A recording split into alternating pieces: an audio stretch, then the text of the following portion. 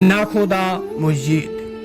এটি কলকাতার বড়বাজার 92 রবীন্দ্র সরণিতে অবস্থিত নাখোদা মসজিদ।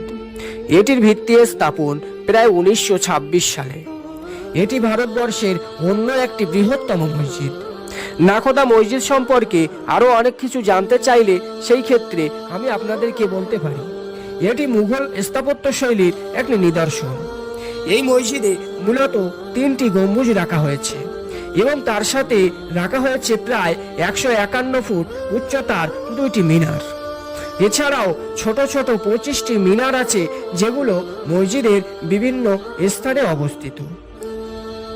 যেমন মূল গম্বুজ এবং প্রধান মিনারগুলোর পাশাপাশি মসজিদের চারপাশে এই ছোট ছোট মিনারগুলো ছড়িয়ে রয়েছে।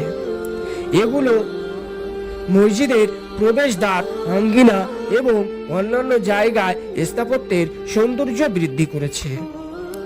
এই নাখোদা মসজিদ নির্মাণে ব্যবহার করা হয়েছে লাল বেলে পাথর এবং এই মসজিদে একসঙ্গে প্রায় 10,000 নামাজি নামাজ আদায় করতে পারবে। মূলত জামাত সম্প্রদায়ের নেতা জনাব আব্দুর রহিম ওসমান কলকাতার এই নাখোদা মসজিদটি প্রতিষ্ঠা করেন।